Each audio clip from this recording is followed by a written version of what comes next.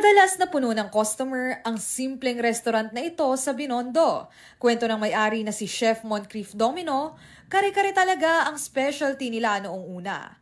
Pero habang tumatagal, naisipan niyang isama sa kanilang menu ang ube sinigang. Na-discover daw ni Moncrief na pwede palang substitute ang ube sa gabi sa pagpapalapot ng sinigang noong nagtrabaho siya sa isang hotel noon. Siyempre ube, alam naman ng lahat is ginagamit siya sa dessert, no? Sa ube halaya, no? So naiisip nila agad baka matamis, di ba? Or yung kulay, sabi, ay, ube, parang gano'n, no? Ube naman is neutral lang din naman ang lasa niya. Kalasa halos nasa kamote family siya, no? So magkakalasa lang siya ng kamote, gabi, tsaka ng ube. Simple lang naman daw ang proseso ng paggawa nito. Paghalu-haluin mo lang daw ang sangkap tulad ng sibuyas, bawang, kamatis, broth, okra, sile at kaunting tubig. Tsaka na ilalagay ang ube na tinunaw sa tubig at intayin itong maluto. At ito nga, ready to taste na!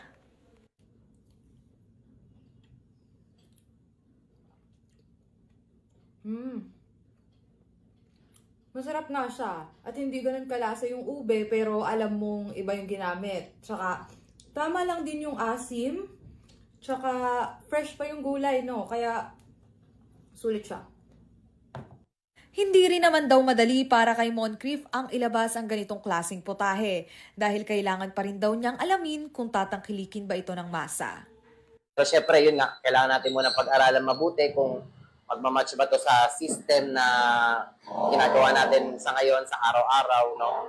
Kailangan kung makakaya ba pagka dumami yung tao, kaya bang mag-back up, gumawa ng sauce, gumawa ng ganito, ganyan, no? So marami kang dapat i-consider, marami kang dapat pag-aralan. At ngayon, nakuha naman daw nito ang panlasang Pinoy. Actually masarap siya kasi hindi ko in-expect na yung ganong flavor yung mag-mix. Pero masarap siya, nakakabusog. Ano mang kasanayan ang meron ka? Sana tulad ng kwento ni Moncrief, gamitin mo ang iyong cooking skills hindi lang para sa sarili, kundi para sa kasiyahan ng nakararami. Mobile Journal, Amy Atienza po, hatid ang mukha ng balita. Pag-usapan pa natin ang nauusong ube sinigang kasama si Mobile Journal, Amy Atienza. Amy, nasa din sinigang? Next time, Pops G, dadalan ko kayo, pero off-cam na. Okay. Ang unang tanong ko sa iyo, ano ba ito? Nauuso dahil doon sa novelty? Dahil kakaiba yung kulay at ube yung ginamit? O masarap talaga yung sinigang, yung luto nila? Actually, Pops G, nung una kong punta, medyo na parang na appeal lang yung mga tao doon kasi nga color purple. Oo, kakaiba. Oo. Pero sabi din naman sa akin nung developer, nung owner nung restaurant, hindi naman daw siya bago, pero dahil nga sa isang lugar tulad ng Binondo na halos lahat ay Chinese food, medyo unusual nga din naman talaga magkaroon umiba ng konti. Yes, na magkaroon ng sinigang tapos purple pa. Tapos nung pumunta din ako doon, kitang-kita mo naman sa mukha ng mga customers kahit ayaw nila magpa-interview, siguro nahihiya kasi kita-kita sa mukha nila na nabubusog talaga sila doon sa sinigang. At kailan, Amy, sinimula ni Chef Moncrief ang kanyang pagbebenta dito sa kanyang restaurant ng ube sinigang? Actually, Pops J, 2021, nag-start na siya ng restaurant niya, pero ito'y sa Caloocan. Years na rin pala. And then, naisipan niya na lumipat ng Binondo para nga daw sa better opportunity, sa mas madaming customers, kasi nga, iba din naman daw yung feeling na nasa Chinatown ka, kasi katabi lang to talaga ng Lucky Chinatown doon sa Binondo. At marami kang kalaban doon. Yes. Pagkain. Yes. So, ginamit niya yung ube sinigang para mapansin ba? And then, ayun, base na din sa experience niya na bilang isang chef sa hotel, tapos nagbarko pa siya pero nahinto nga nung pandemic, at sinubukan niya mag-try ng something different naman. So, ayun, just last week, inopen niya sa public itong ube sinigang. Last week lamang, nilaunch. Okay, pero linawin natin, may karne naman yung sinigang. Yes, Pops J. Actually, may o baka puro ube. May tatlo kang options doon, Pops J. Meron kayong lechon, yung pata, or kaya yung beef. Tapos iba't iba siya ng presyo. Ayun. Yung presyo nito, sulit naman ba, Amy?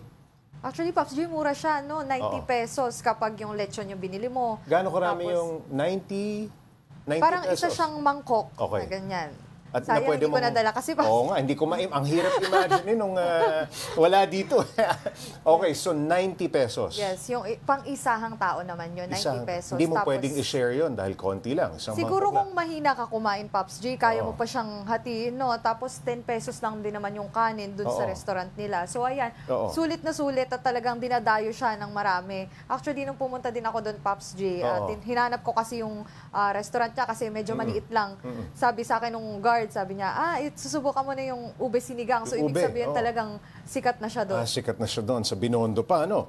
Bali, pinilitan lang ni Chef Moncrief yung gabi, ginawa niyang ube. Ganun ba? Yes, yes, Pops J. Para nga Oo. daw, masubukan naman ng iba kung ano nga daw ba yung lasa nung pampalapot. Pero sinabi niya rin naman na nasa kamote family naman daw itong ube, kaya hindi naman daw ganun kalaki yung epekto sa lasa. Hindi naman daw super tatamis, di katulad nung iniisip ng karamihan. So pwede rin gawin ito sa mga tahanan ng ating mga kababayan, ano? Siyempre, Pops J, kinuwento niya din nga sa akin ni Moncrief no, na yung ube daw na ginagamit nila, bibili lang daw sila sa palengke ng ube, tapos tutunawin lang daw nila ito sa tubig, tapos doon nila ihahalo habang niluluto yung sinigang. Kaya ayun, feeling ko naman kayang-kaya din Parang gawin sa gabi tahanan. din, ano? Okay, maraming salamat, Mobile Journal, Amy Atienza.